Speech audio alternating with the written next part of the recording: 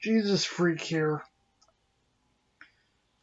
And you're probably aware that the Jewish Bible of 24 books is the same as the 39 books of the Old Testament. That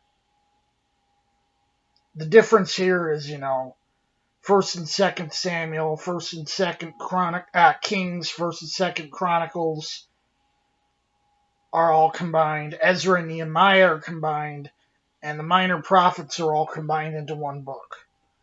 Now, the Old Testament canon, I think, formed in quite a different way than the New Testament canon, as it kind of formed in parallel in two different versions.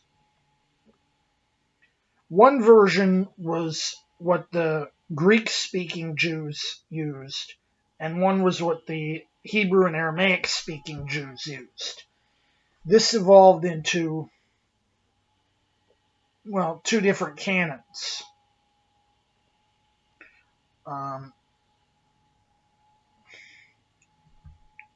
I think really the canon was kind of in flux, and as a reaction to Christians using the Jews' holy books against them, something which I approve of, by the way. Anyway, it was because of us using the Jews' holy scripture against them that first they repudiated the Septuagint. Then they repudiated translations entirely, going Hebrew and Aramaic only, because before this point you had a couple Aramaic translations and the Greek translations.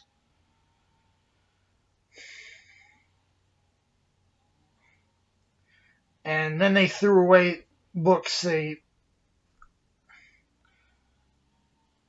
didn't feel were inspired, leading to the 24 or 39 book canon that we know. But this canon was developed in reaction to us and didn't really stabilize until about the same time as our canon stabilized.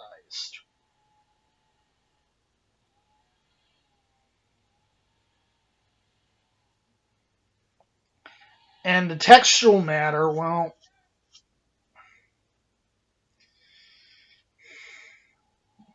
even the texts were relatively unstable for centuries.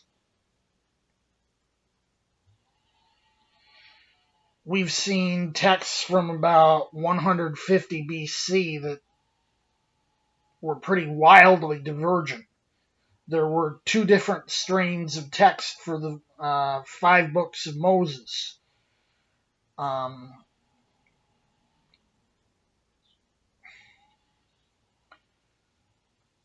of course, sometimes Septuagint would agree with one, and sometimes it would agree with the other. Sometimes it might go its own path. But the Septuagint wasn't just translated loosely from Hebrew, which it was, but it was translated from a different Hebrew than what evolved into the Masoretic text, where the Latin Vulgate, if you look at it, it's definitely translated from something resembling what we call the Masoretic text now.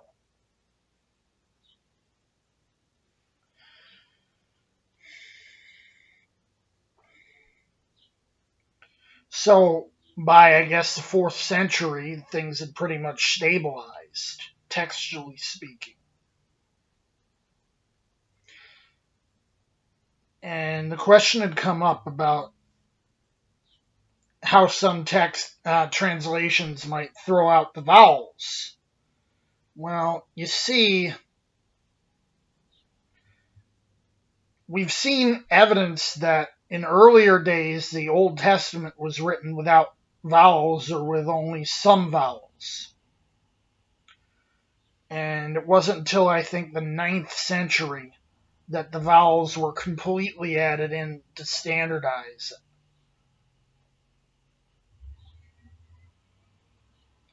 So the translators might say, well, we can take these same consonants and read it a different way if we get rid of the vowels.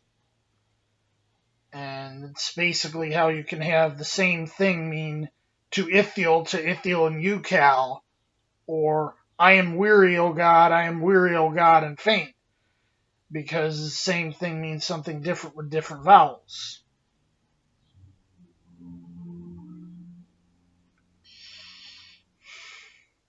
The textual criticism platform for the Old Testament, because of this age matter and because it took so much longer to standardize, is a whole nother beast from the New Testament, which standardized a lot quicker and with fewer variants.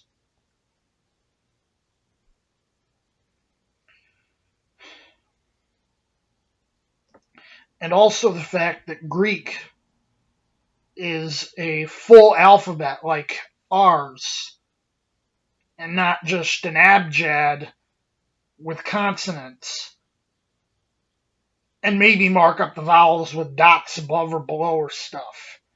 Arabic's like Hebrew in this regard too, by the way.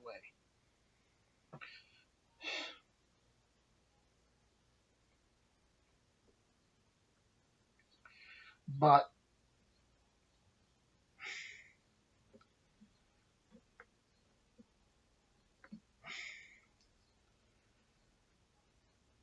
they figured, I guess they figured that the consonants were the true text, and the vowels were added later, so didn't have the same claim to originality. And I guess that's the logic they were using.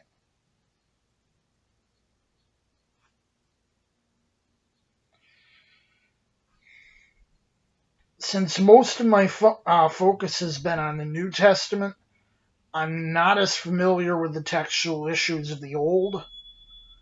So I know a few particular problem texts, but that's really about it.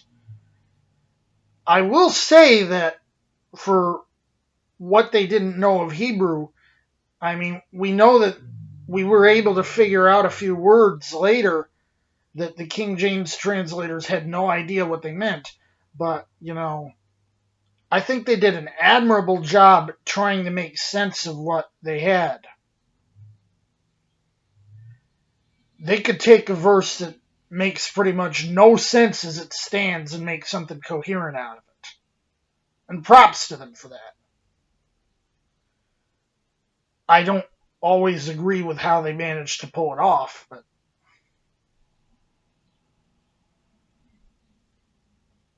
they certainly made, like, 1 Samuel 13:1, I think it was, where the literal reading was something like, Saul was a year old when he began to reign, and he reigned years over Israel. The numbers were missing and were basically assumed to be 1 and 2, which is a patent howler. And,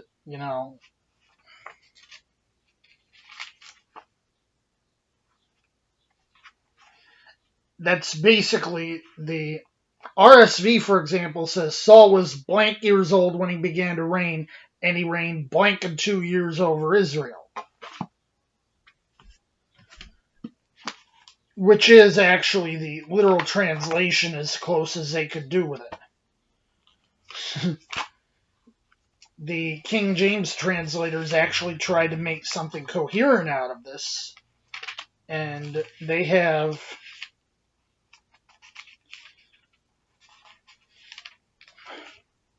Saul reigned 1 year, and when he had reigned 2 years over Israel. They made something coherent out of it.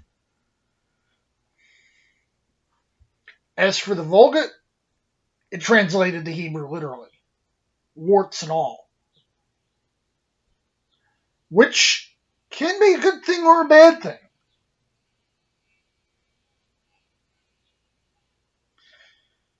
But, at least they were honest. Jesus freak out.